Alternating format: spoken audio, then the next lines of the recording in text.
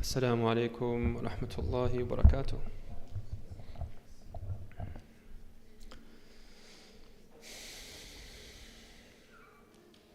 بسم الله الرحمن الرحيم. الحمد لله رب العالمين، وأفضل الصلاة وأتم التسليم على سيدنا محمد سيد الأولين والآخرين وحبيب رب العالمين وعلى آله وصحبه أجمعين. اللهم صل على سيدنا محمد طب القلوب ودوائها وعافية الأبدان وشفائها ونور الأبصار وضيائها وقوت الأرواح وغذائها وآله وصحبه وبارك وسلم.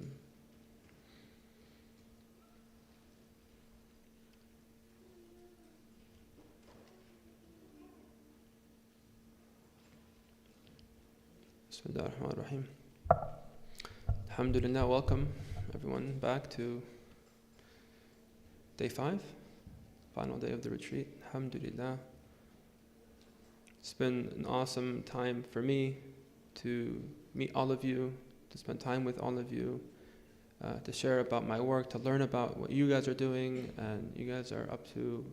Spend time with the mashayikh. Alhamdulillah, it's been a really wonderful time. I hope you all have also found that benefit and found that support and found that connection here, inshaAllah ta'ala. And I hope that that continues. I hope that this is just the beginning of a connection and a community and a heartful bond that lasts, inshaAllah ta'ala, beyond these few days that we're together in physicality. Because the hearts connect and transcend beyond physicality. The hearts connect through countries and continents and even the cosmos itself. Alhamdulillah.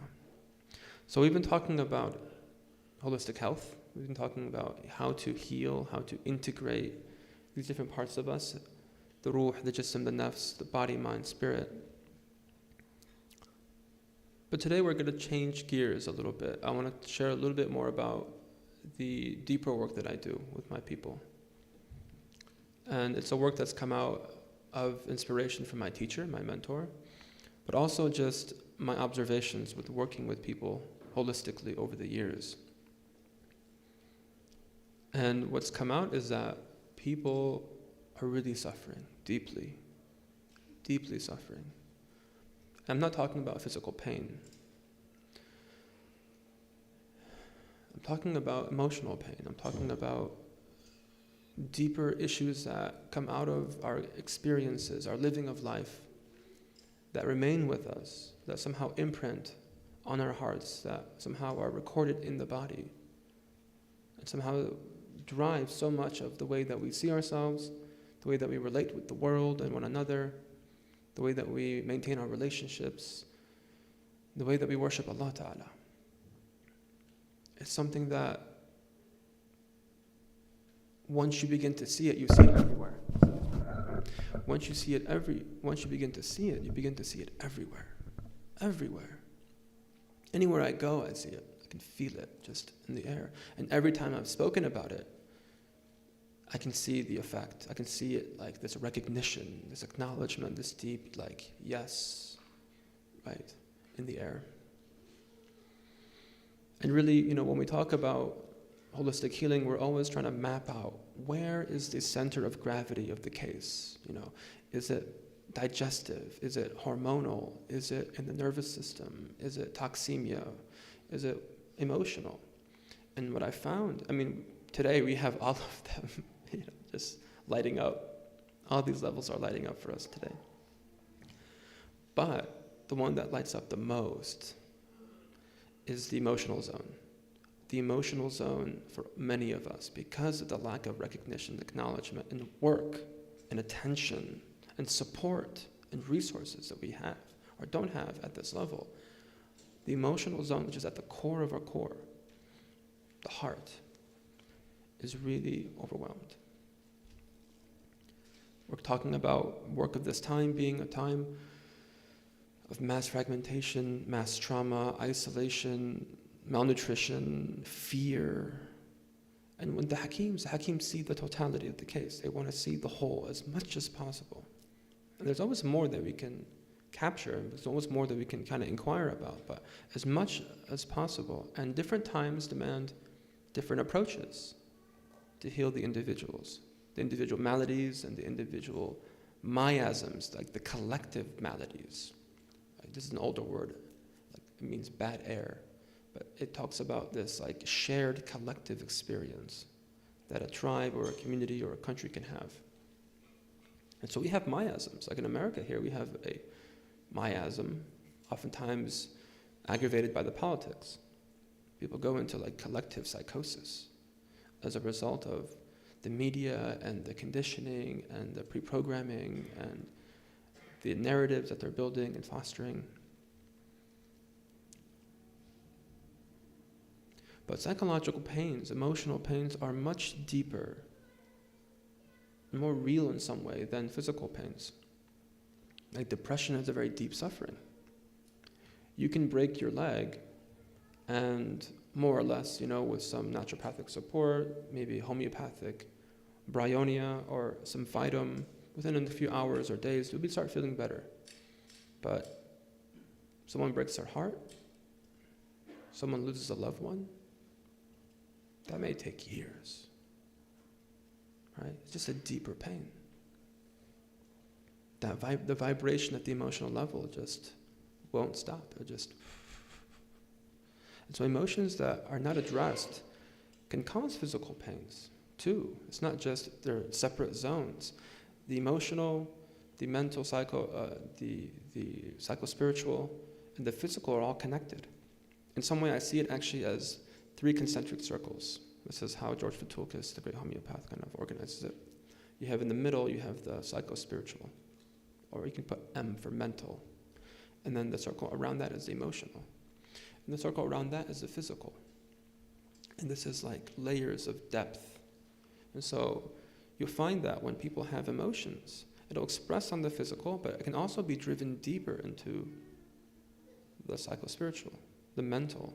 And this is why people begin to lose their sense of self, their sense of identity, begin to lose their capacity to think straight.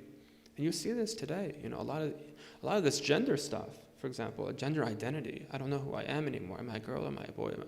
This is a deep, we call it gender dysphoria, but this is an aggravation at the deepest level of the organism, right? It really is. It's a big problem. And so we don't want to just sit there and say, know who you are and your biological gender is this and that. We can do that. It's not going to really help much, clearly. But I don't believe that that's the case anyways, because if we're talking about root causes, most of that is emotional. And you have to be able to come down to that level and meet it if you want to shift it. Otherwise, you're just maybe aggravating the problem, to be honest.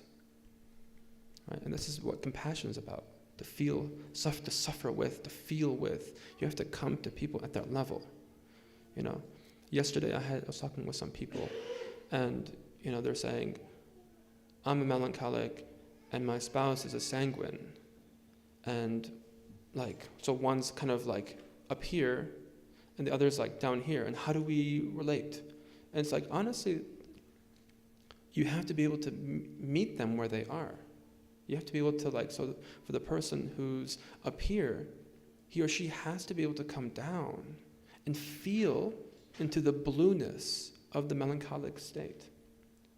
And then from there, after she feels recognized and held and seen, or he will naturally want to come up. And same with the person who's up here, who's way up here and anxious and just too much going on and overworking and overstressed and over everything. He has to come up here and meet them and then slowly come down. You can't just say, you're overworking too much, or you're so blue and you're so gloomy, you're so dull, and that's not going to help. You have to come down into it and then equalize. You can bring them up or bring them down and find that balance, right? This is compassion. And same with more the social and cultural trends. You have to be able to listen deeply with what they're actually saying. Even though if it's wrong, even if it's haram, all that, it's not helpful just to say, this is haram. If they're Muslim, they probably already know it's haram. And if they're not Muslim, they don't really care it's haram. But it's like, if you want to shift it, you have to be able to meet them. That's compassion. This is the Prophet ﷺ was rahmatan lil alameen. This was natural. His fitrah, his natural state was just to meet people where they were. There's a story of a woman one time who came to him, and it's narrated, كَانَ فِي عَقْلِهَا شَيْءٍ. Something wrong with her intellect. She came and she said, I have to talk to you, Ya Rasulullah. And the Prophet ﷺ said, Bismillah. She said, no, not here. Somewhere quiet, somewhere away.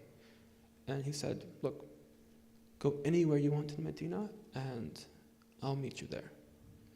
So she grabs his hand and walks him through Medina until she finds a place where she feels safe, where she sits down, he sits down next to her, and he alleviates her need.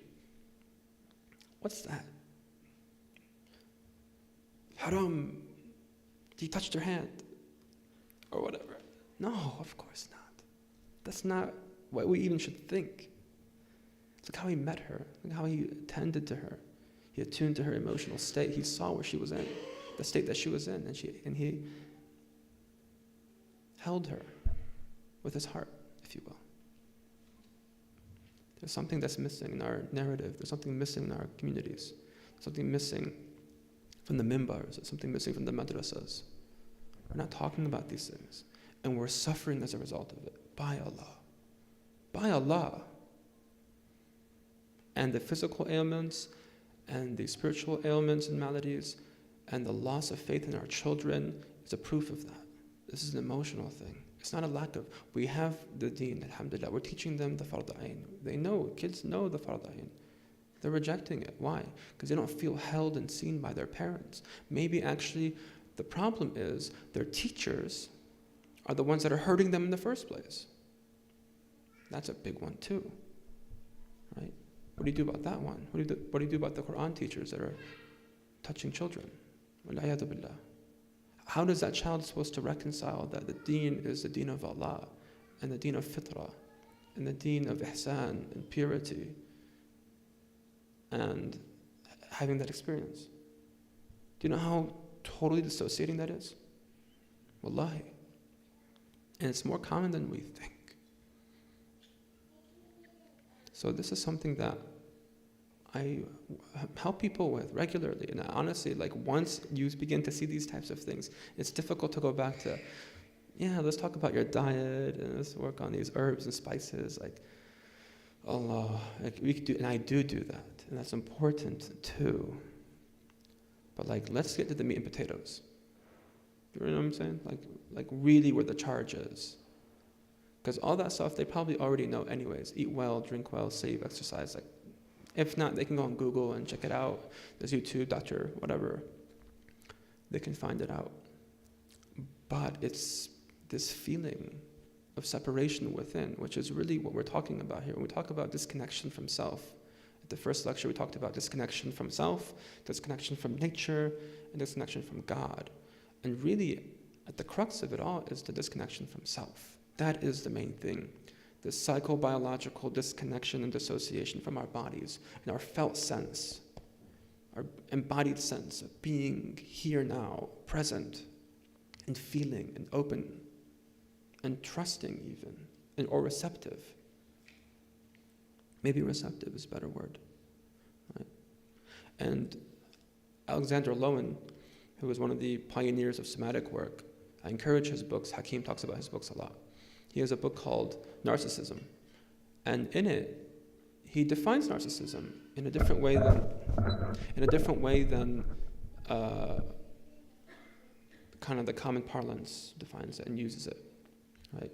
We think narcissism is, the guy's full of himself or she's full of herself, and they're arrogant and a lot of hubris and stepping over people and type A and not insensitive and rude and right, all that. Well, he says no. It's actually a denial of the true self. In narcissism, is a denial of a true self and a fixation on the image, on their image. And it's taken basically from the Greek myth of Narcissus, who was this really handsome prince, who, long story short, was one time walking in the woods, and he found a pond, and he walked on the edge of the pond, and one day happened to take a glance into the pond and became transfixed by the beauty he saw reflected back in the water of his image. And he ended up getting stuck at the pond and never actually leaving the pond and growing old in the pond. And we say now the narcissist loves himself or herself. No, technically not. Technically, the narcissist loves the image of themselves. It's not the real self. It was the reflected image of the self. And that for all of us in some way, because of the disconnection that we feel, the dissociation that we experience from trauma, we lose sight, we lose connection, the felt sense of our bodies, our true selves, our hearts, again, that are in the body, inna fil jasadi mudgha. And we begin to identify with this nafs, this strategy, this image, this adaptive mechanism that comes online after we disconnect. Which we call that in this work, nafs. We call that nafs. So I mentioned trauma. What's trauma? Trauma comes from a Greek word for wound. A wounding that happens, that has remained unresolved, buried deep in the depths of our consciousness, in our bodies, our nervous systems. And there it lingers, and it's not benign. It affects our thoughts, affects our emotions, affects our perceptions, affects our feelings, our perspectives, our behaviors, our physical health, our spirituality. It affects everything, because everything's connected. And this thing is pervasive, because it's the actual implications of the trauma and the response to it is a disconnection from the self. Like that's deep, it's like one level to like be affected by malnutrition and be weakened in the body, or to have some, toxicity in the body, but like a full disconnect, it's something else altogether. It's a whole different level of pathology. And that's what we're talking about here. The state of disconnection blocks vitality. It leads to a fragmented state. And the person, perhaps unbeknownst to them, may live their whole life not knowing that they're actually not living in their bodies, not living in their heart. They don't actually know who they actually are truly, because they're so identified and comfortable with the image, the illusory self, the defensive, adaptive self, which is almost like it's nafs, right? That's what we call nafs. It's like the false self in some way. And then there's the real reality of us. This is the horizontal dimension of that spiritual teaching. And it has vast implications in our human health and our human relationships. Huge. And I would say our spirituality. Our spirituality. And so the connection here is that our psycho-emotional health and our capacity to have an authentic, grounded connection to ourselves sets up a healthy community, sets up a healthy dynamic within a community. That if you have everyone's just disconnected and kind of like, like a out-of-body ghost almost thing, like and a whole community of them, there's something missing. There's not going to be this landing in the body and connecting at the heart level, because everyone's up here and afraid to like plug in and feel and share and communicate and express and love or put boundaries and say no. And everyone's up here thinking, oh wait, look, we have community. But really what the invitation is everyone to heal and come back into themselves and find out who you truly are. And be able to be receptive to love again, and to relationships again, and be receptive to good character even. Because the same way we talk about, like, for example, terrain theory, I don't want to shift gears too much here, but terrain theory versus germ theory. These are two theories in infectious diseases, if you will, or in infection in general, Like, what causes disease? Is it the germ, or is it the susceptibility in the organism that makes us susceptible to the germ? Because germs are everywhere. Like, you have streptococcus bacteria in your throat right now. How come you don't have strep throat? Right? You have Staph aureus all over your skin. Why don't you have a staph infection? You have E. coli. You have bacteria everywhere. How are we not getting sick? There's a constitutional integrity. There's a constitutional immune system that's keeping us strong and keeping these germs at bay or in their proper place. It's only when we weaken, the bacteria are able to colonize and take over and cause disease. So the germs are not causal. It's our weakness that comes causal. And same with, I would say, good character. You can talk about good character. You talk about good character, but if you're not strong and integrated and allowing the fitrah, which is the source of good character, to shine forth, you're going to have gaps, and the germs of bad character will come in and colonize you, and you won't be able to really uproot them properly until you close the gap, until you make yourself strong again.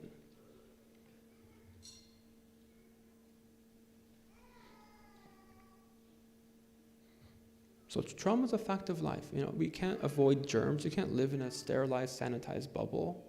You can't avoid trauma. Trauma happens the moment of our birth.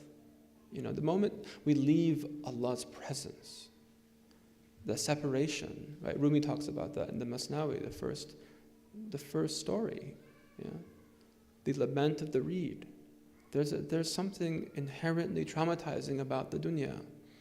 And then we're born into this world, and it's a world of difficulty. The squeezing that we go through as infants. Forget the mother squeezing and her experience, but the child being pushed through the birth canal. It's like death for the child. It's literally like full body compression. It's a full squeeze. And then there's this lights and opening, and what's going on? Where's mama? Where's mama? And then we get put back on the breast, and we have this natural, reflex to root and find the breast and connect again. And we're good. And then slowly through stages of development, we learn how to individuate from mom. Be able to open our eyes and make eye contact with people. To abstractify that there's a reality out there now that I can connect with the eyes. And eventually I can start, I can move my head. Kids, you see the kids start looking around. And then look, they're like, I can roll over. How amazing. I can crawl. I can go over there and pick up that ball. Through stages of development. And that has to happen naturally, and there's certain conditions for that. And there's certain emotional types of development as well that have to happen. And there's certain conditions for that as well. And the more healthy and regulated and safe the parents are, the more that child will feel able to unfurl that natural development and that organic process of growth.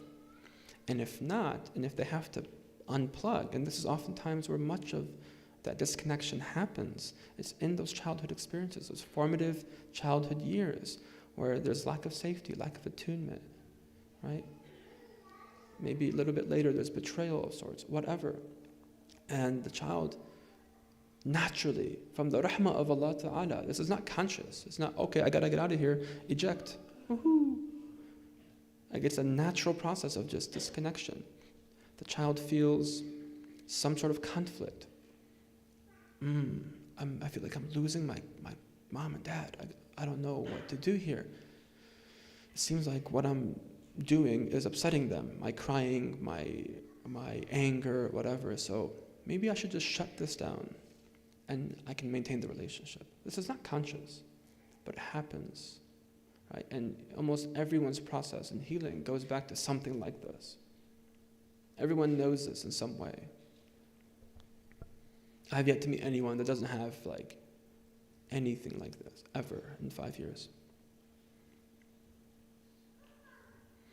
And so the child now disconnects, right? And so that's the formation in some way of the nafs. And then so that child may go through other physical development. They go through the physical stages of development. They become pubescent. They get hair. They get their beards.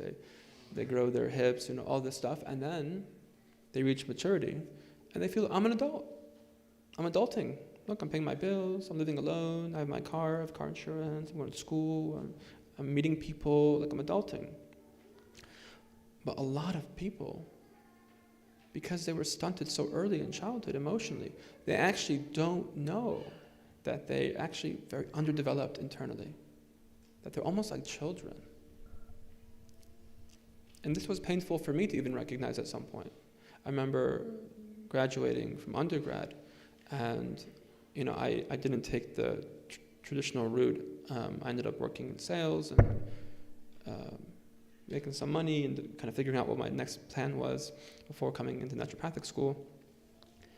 And I remember meeting with people, and sales is very confronting, right? You have to I was knocking on doors and selling health insurance. And I learned so much about myself. I grew so much, right, in that time, because I had never done that. I was very kind of isolated. No, not isolated, what's the word? Sheltered, yeah, very sheltered, and kind of things were done for me, taken care of.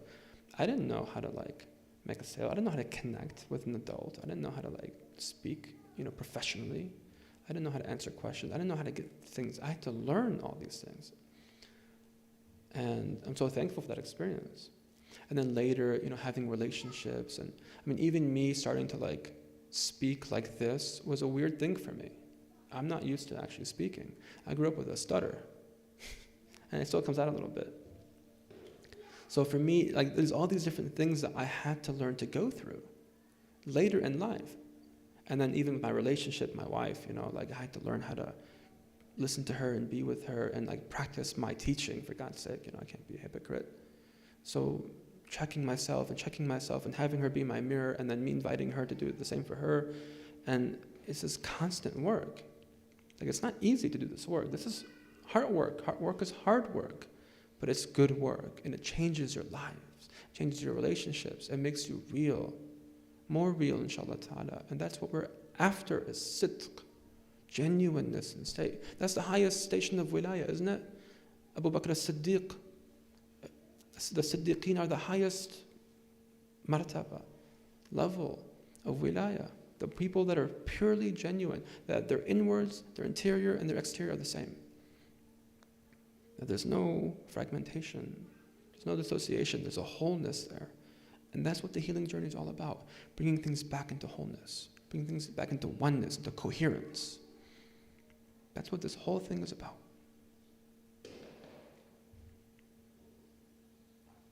Coming back into agency, getting back our willpower. When we disconnect, we lose our willpower. And so we want to come back to the body, we want to come back to our agencies, our capacity to say yes again and be receptive to love, or say no and put boundaries if we're too open. Some of us are too open, especially on this side. The helper archetype, the mother archetype, the I'll take care of you and I'll take care of you and I'll love you and I'm the mother for the world. Right? There's some people here that I've spoken to that are like that as well. But this is something that, is a virtue in some way, right? And all the different strategies that the nafs can take on look good in some way. They're functional, they're adaptive, they're functional, and there's a type of virtue that they do utilize as part of the strategy. So it's a good thing, it's not always a bad thing. But there's also there's a shadow side to it. So for example, the helper helps everyone but his or herself at the expense of the self. Right? There's a outward-oriented attention and caretaking and attunement. All the while, they get angry. They feel alone. They feel resentful. They feel like no one cares for them. No one checks in on them. I'll check for you. I checked in on your whole family. Can you just give me a call? Right? But there's this thing about feeling like they have to be Superman or Superwoman. I share a story about somebody I once saw. He was a student of knowledge in Chicago. I'll keep it vague. There's a lot of those in Chicago, so really vague. Student of knowledge in Chicago that I was speaking to. And he was telling me how he was like this helper. And he helps his brothers and helps the community and does like extra hours counseling, and he teaches and tutors the youth, and he works, all these things. And just inspiration. I'm listening to him, and I'm like, wow. Like, man, it sounds like you're Superman. It's like you're everywhere. And he's like, I love Superman. He's like, look, well, I swear by Allah. He takes his mug off the camera. We're on Zoom.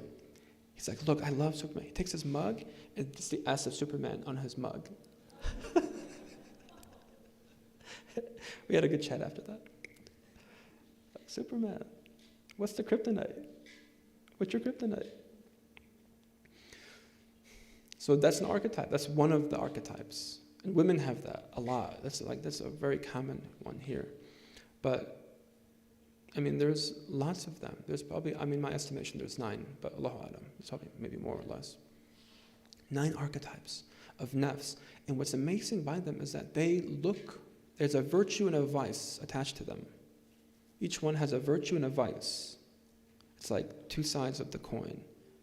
And their job is, of course, to purify that, rectify that, develop that, so that they maintain the vice. They purify the virtue, and they get rid of the vice, right?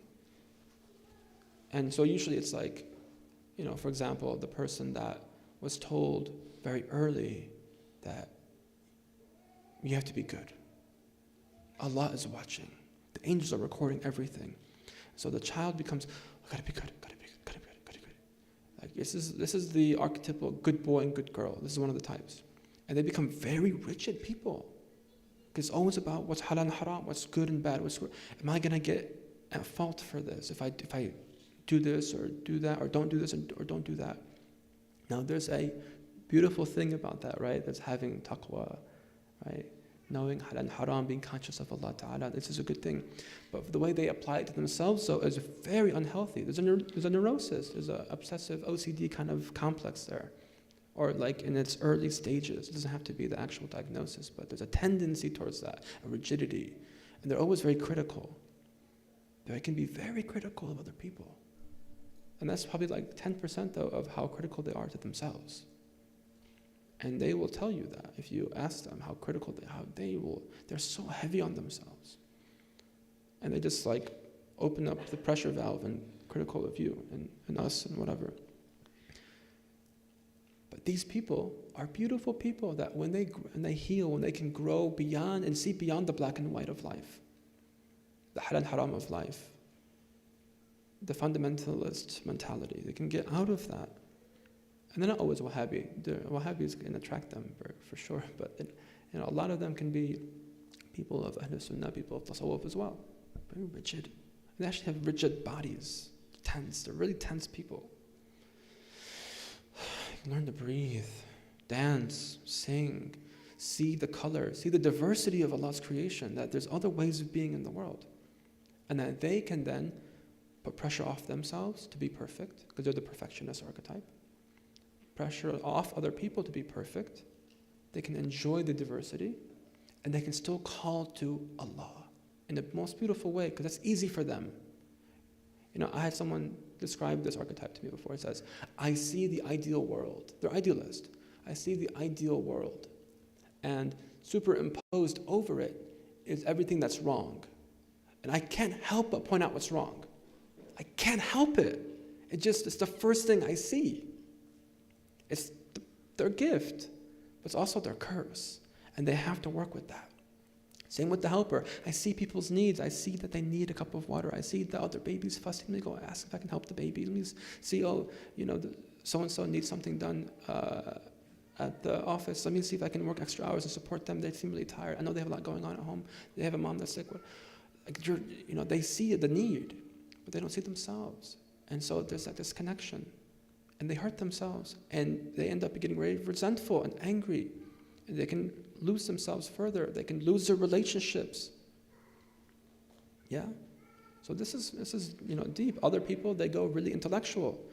This is too painful here. So I need to retreat into the silo of the mind, the ivory tower people.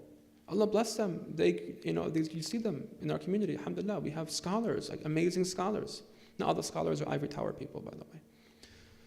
But you see them, the ones that are like in their books, they're always in their books. They have pictures with their library behind them, and they're just always in books. And they're just, and they like to read, and their like safe, place is the library or their office, and the door's closed, and just really like ruffled hair, and it's like that kind of person, And they're geniuses. They're like, we need them, right? Obviously, we all love them, and we maybe can know one or two of them.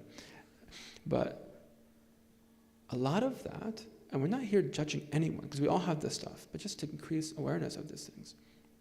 A lot of that is part of that disconnection from the heart, from the body.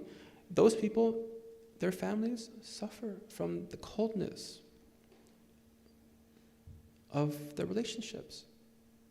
Now, they all suffer from coldness because we're all disconnected, but there's a distinct type of separation there, right? There's a distinct type of just alienation, it feels like, for the people around them, because they're always just alone in their books and they're recharging.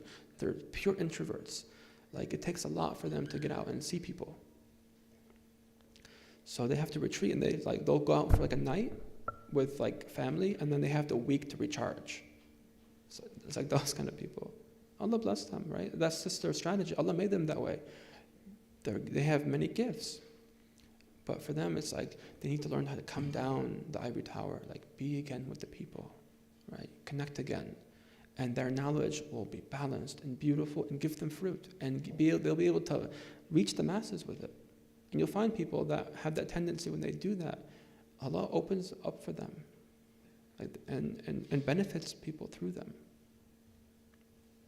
So are you getting the point? Are you getting this balance, that there's this disconnection, there's a vice and virtue complex, it's really like, it's a whole worldview of the nafs. And then there's this invitation to something deeper, something richer. The heart is something else. Those strategies are not your heart. Those strategies are your nafsani strategies.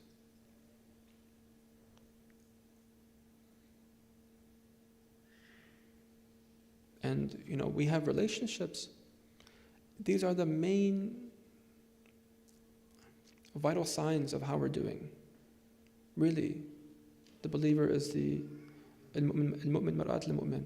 The believers are mirrors of one another. Ad-deenu mu'amala, as the Prophet ﷺ said.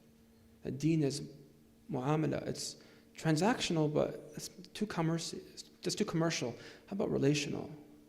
It's back and forth. Mu'amala, it's engagement, right? Reciprocal engagement with one another. It's relationship. That's deen.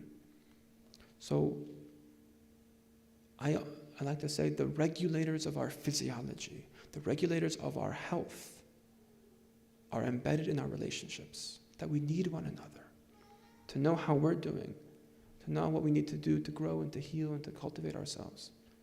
And then we all can grow as a collective, as an ummah. We keep saying about we want to be strong, we want to be healthy. Strong emotionally is a real strength. The real strength is the hadith of the Prophet ﷺ. ليس الشديد بالصراعة وإن الشديد الذي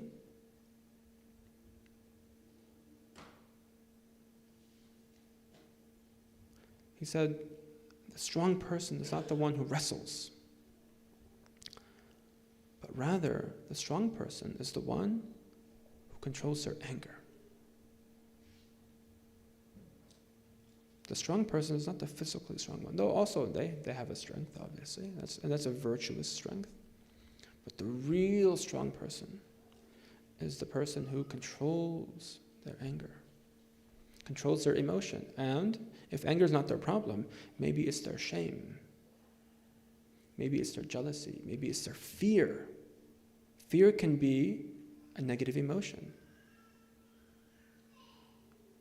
to the point where it's like a problem. You have to work on your fear. That's not khawf. That's not the spiritual fear of Allah and akhirah. That's different. Usually it's fear of people. It's fear of, criticism, it's fear of hurt, it's fear of whatever. We can't be like that if you want to be strong believers. There's no shame if that's what you experience now, because that's a result of probably what we experienced in the past.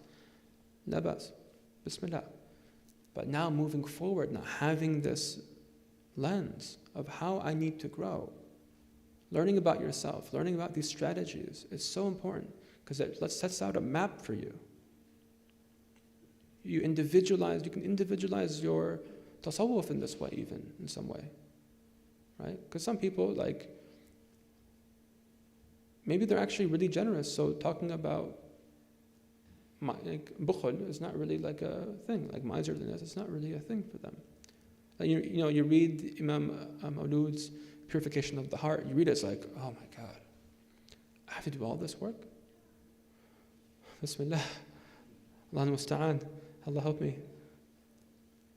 But what's interesting is that, okay, fine, and probably we do have to do that work, all of it, right, in some way or other. Some things are easier or harder on us than others. But if you could get really clear about your nafs and your strategies and your tendencies and so forth, you could just jump to those chapters, honestly, and talk to the mashayikh that you're connected to and say, I know I struggle with this. What do you advise? This is my big one. This is my big nafsi knot. Help me with that. And you shift that and you'll be surprised how many things shift. Inshallah ta'ala. You don't have to work on, and usually the nafs, it won't go to the big one. You read these books and like, oh, I'm okay with that one. It's these little easy ones, I can do those. I can do that.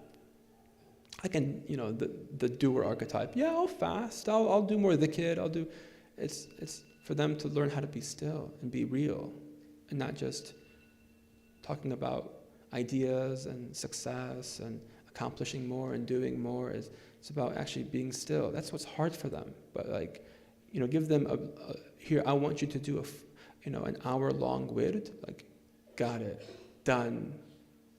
Once or twice a day. How many times a day should I do it? I'll do it twice. Just say so. But it's not their struggle. The struggle is to not do. For them, stillness is the key.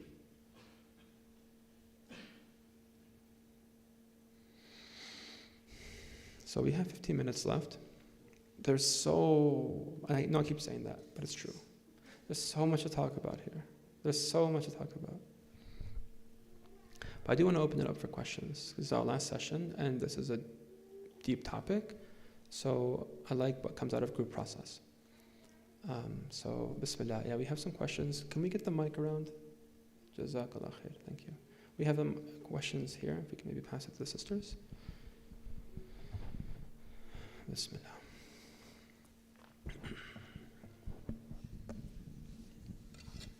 Assalamu alaikum. Alaikum salam. I have two questions. First is there a scale or methodology to measuring the trauma in the Muslim community? Because I'm familiar with, the ACEs study and some of that stuff as a funder of trauma-informed work in the past, so I was just curious about that. And then the second question is, what do we do as parents not to traumatize our children? And also thinking about the relationship with our own parents and generations and things. Yeah, good. Okay. So the first question, I'm not aware of any Islam-centric or specific Muslim studies, but honestly, most of these things that we read about the ACEs study. Are you guys familiar with the ACEs study? The adverse childhood events research about the factors that kind of precipitate childhood trauma and disease and so forth, and addictions and gang membership and drug use and all these high-risk behaviors. There's certain adverse events in childhood. There's 8 of them, I think. Physical abuse, emotional abuse, verbal abuse, poverty, abandonment. There's all of these things. So I'm not sure there's anything specific to the Muslim community, but I would imagine there's a lot of those, plus a few others. But that would be a good start. I would imagine people like Dr. Rania Awad's group is doing good research around these types of things, and I hope more people do research. I know people here are interested in doing research. A few people that talk to me. I encourage research. I think we need more research. We're kind of working in the dark. I mean, I'm working with people individually, and I'm kind of inductively finding patterns, kind of like, as I have, hundreds of patients, and then I'll go back and, okay, these are definite patterns. But it'd be good to have some research done, inshallah ta'ala. And then with traumatizing your children, I'm smiling because in some way it's inevitable. It's a fact of life. You can't not try. Even your attempt to protect them and smother them is a trauma. Because you're like, get away from me and let me be. I want my autonomy and my agency and my independence. And there's an individuation process. So it's like, get off of me. Let me just do my thing. So you can't, over control it, over engineer health and vitality and connection and so forth. The best thing that we can do, the best thing, wallahi, is to heal ourselves as parents, to do our work, as difficult as that is, and as easy as it could be just to, is there a book with techniques? Is there a protocol? Is there even better, is there a supplement or a drug? Oh, give me the magic pill just to heal my kid and heal me or whatever. Nope. You have to heal. We have to heal. We have to learn about these things, inevitably. And you're not doing so is going to create the conditions for a deepening of these patterns within us and a sure as heck transmission to these children who are sponges, who are picking up on every word, every deed, every subtlety, every gesture, every holding, every expression, everything.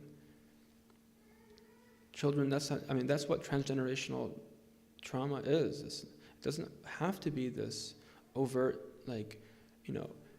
my dad beat me and I beat you and then you beat your kids. And it's like, it doesn't have to be, that's one obvious thing, but it's much more subtle than that. Even in the way that, the helper archetype gets transmitted.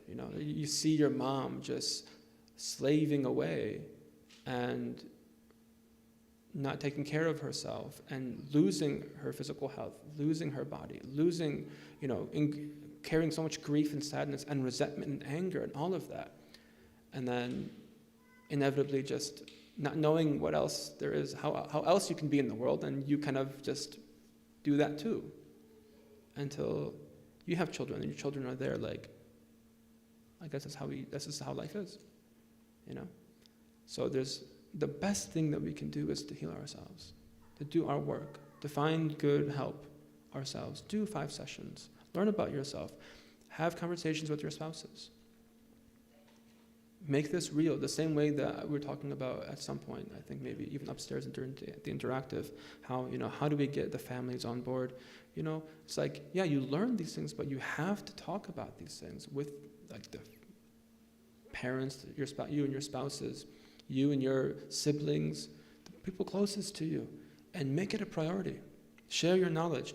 Put together a group on WhatsApp, accountability, or resources, or what you find locally at the grocery stores, or what you find works for your kids, and we can talk about these things.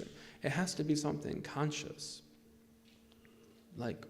front stage consciousness.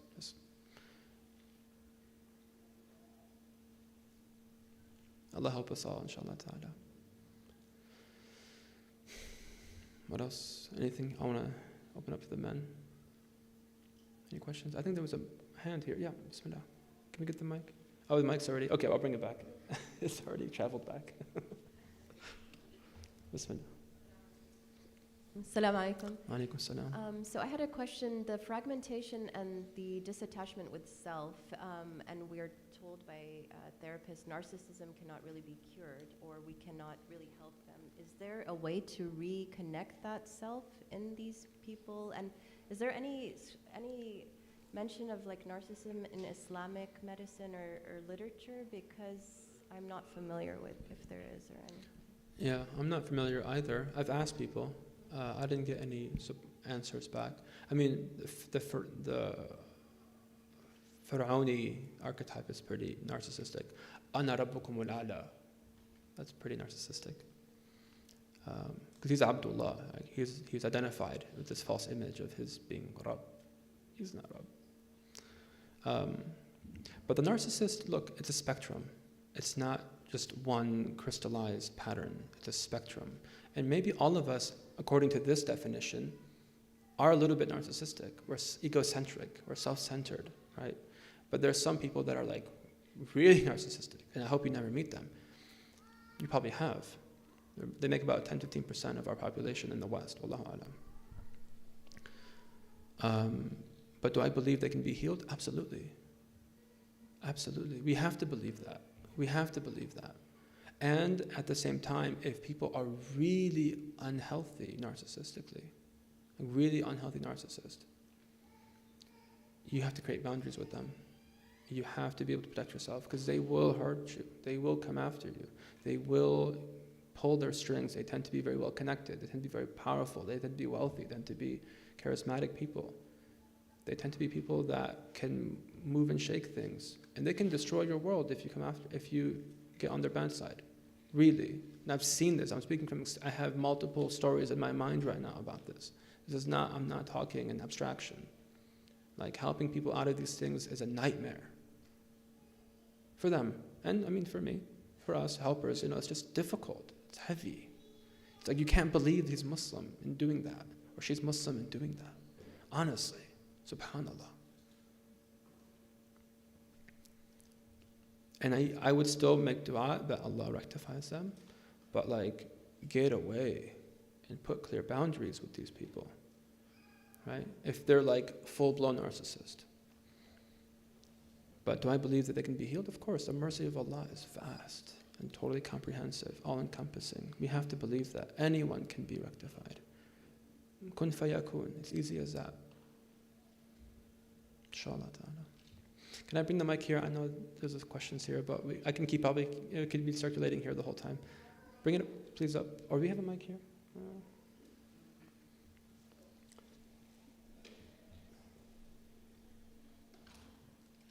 Okay, we have a mic now. Jazakallah khair.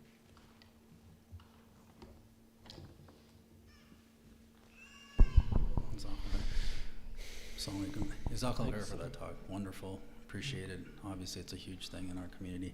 The thing I wanted to ask you about was what you kind of brought up at the beginning of the talk in regards to coming down or going up to a level.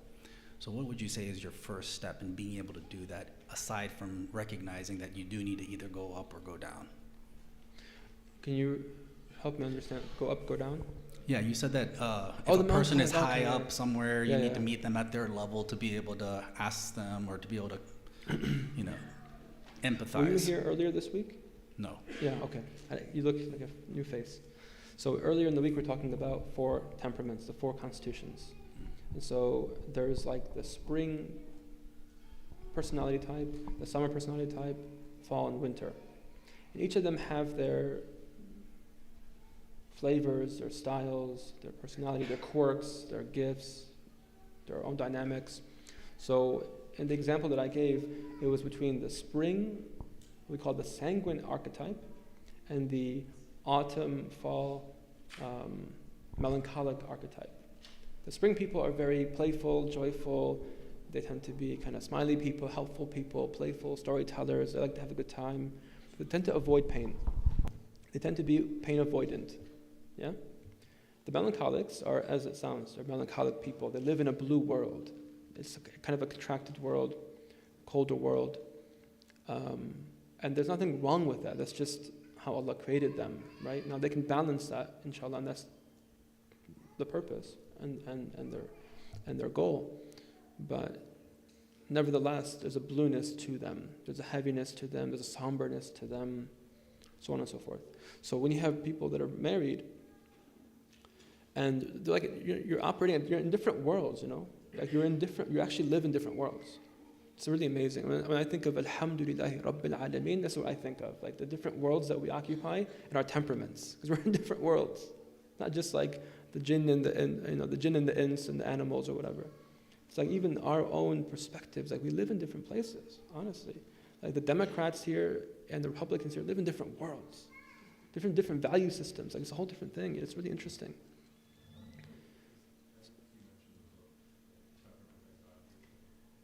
The temperament that God gave you? No, I haven't heard that book. Okay, good. Give him the mic, please. Assalamu alaikum wa rahmatullah. A book that I wanted to mention that Shaykh Yahya had recommended was a book, The Temperament That God Gave You. It is through a Christian context, but it addresses the relationships of each temperament by being a parent, by being a friend, by being a spouse, and even hitting on certain exercises that you can do. For those of you who are looking to get married, this is actually what Shaykh Yahya recommended to read at that time as well, inshallah, and after you get married, inshallah. Tamam. But I just thought that would be. Thank you, nasiha, Jazakallah khair. inshallah. Yeah, it's a good book. I haven't read it, but I trust it's a good book. Another good book for those that are interested, if I haven't mentioned it, is Know Yourself by Abu Bakr Carberry, or Alexander Carberry. He's one of the students of Hakim Salim in the UK, and he did one series introduction on the 4 temperaments, Know Yourself, and then he did Know Yourself Choleric, Know Yourself Melancholic. So he did all the 4, a deeper dive. So those are also another resource, inshallah ta'ala. But in terms of the 4 temperaments, to the original question, we want to be able to, allow for or invite these people to become aware of themselves and become aware of the other and how different they are. Not bad different, just different. Maybe even good different. Like, wow, like, it's amazing you experience life in a whole different way. SubhanAllah. It's actually a wonder. Wallahi, it's really amazing. And then okay, let me see what it feels like to drop into this. Let me just see what it feels like if I can feel with you and meet you down here in this melancholic place. Wow, yeah, it is pretty blue down here, subhanAllah. No wonder you're so gloomy and sad. But also, yeah, I do have some interesting perspectives down here and feelings and okay, yeah, I feel you, honey. I feel you, I can see. And then it's like, oh, thank you, I feel so seen. Now let's go play. I love that, And then so on and so forth. And then that person's up here and anxious and too much going on. And the person down there is like, why are you always overdoing everything? Why can't you just be slow and just take it easy? But let me just see what it's up. Open up to me. Tell me what's going on. Introduce me to your world.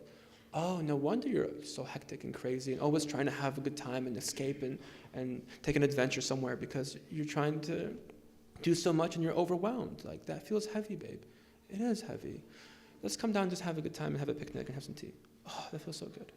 Whatever. It's you can begin to do that. Not so easy, but that's the general thing. It's a really powerful, it works. It does work. Compassion works. Rahmah works, right? This is operationalized compassion. Applied compassion, right? In a practical way. Not just, I have mercy for the ummah. Ya Allah, Allahumma as-sahmatu Sayyidina Muhammad, Allahumma faraj an-namtu Sayyidina Muhammad, Allahumma arhamtu Sayyidina Muhammad. And then that's my compassion for the day. Or something. It's no, and that's not abstract, that's real compassion. I'm not denigrating that, obviously. But you can't do that and then not show compassion to the wife and kids that are just around you all day. And demanding that. And it's a manna for you as a shepherd, especially here. Shepherds, we have to be able to show up in this way. And wallahi, you just show up and everything shifts. There's an amazing, if I had my computer plugged in, I'll show you this video. It's an hour, it's a 1.5 video on YouTube. Sorry. The video is called, It's Not About the Nail. Has anyone seen it? It's not about the nail. So there's a lady sitting on the couch with her husband, with some guy, or probably her husband or something, her boyfriend. And she has a nail just in her forehead. And she's saying, honey, I don't know, it just feels like this is, this heavy, dull, piercing pain in my forehead.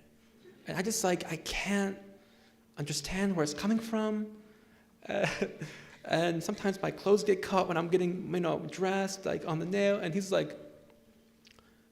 looking at her, he's you do know there's a nail in your forehead. It's and then she goes, you always do this, you're always trying to fix me, and you're always trying to just figure it out and have the solution, but I want you to hear me. He's no, but there's a nail in your forehead. And if you just took it out, it's you always do this, I can't believe. And then she says, I just want you to listen and just feel what I'm saying. And he goes, must be really hard. She goes, thank you. It is really hard. And then they go in for an embrace, and then he hits her on the forehead and the nail, and then she's like, if you would just, and then it cuts the video. It's not about the nail, right? It's a really good parody, or not parody, just expression of that. It's real, right? It's not about the nail. We can fix. You can be fixers too, but we tend to be the fixers, and the people that are solution-oriented and goal-oriented. So it's not about the nail, as almost annoying, and paradigm shifting and perspective shifting as that can be. It's true. Wallahi, it's true. It's not about the nail. It's about the experience. If you can connect with the experience, you have a bond. You have that connection now. And that's what you both want. Right? That's what we both need and crave in our relationships. It's not about the nail. I encourage you to watch the video, inshallah ta'ala. How are we for time? I have the boss man here telling me. We're at time, aren't we? Yeah, we're at time. Okay. I hope this is just an introduction to this. I hope we'll have another opportunity to share more about all the different things we've talked about this week, from the principles of hikmah, like a clinical kind of principles and approaches, to lifestyle and diet. We didn't even talk about sleep and exercise and stress management, and we didn't get to so much. And trauma, obviously, this is an ocean here of knowledge. But inshallah ta'ala, I hope we have time to be able to do this in the future. I encourage you all to keep in touch with our work. Inshallah ta'ala, if you're interested, you can find us online on Instagram and my website, forwardtohealth.com. This is a huge need. There's a huge gap in our community. We're not meeting the needs of one another, of our women, of our men, of our children, of the elderly. We're just not meeting the needs of theirs. And I hope not, but we will be asked about these things. Yeah? We will be asked about these things. So we ask Allah Ta'ala for tawfiq.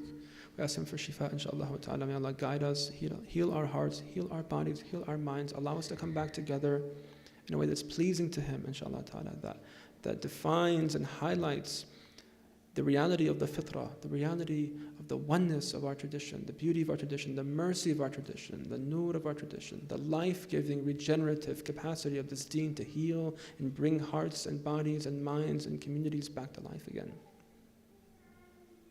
Ameen ya Rabbil Alameen. Wa sallallahu ala Sayyidina Muhammad wa ala alihi wa sahbihi wa sallam. سبحان ربك رب العزة عما يصفون والسلام على المرسلين والحمد لله رب العالمين.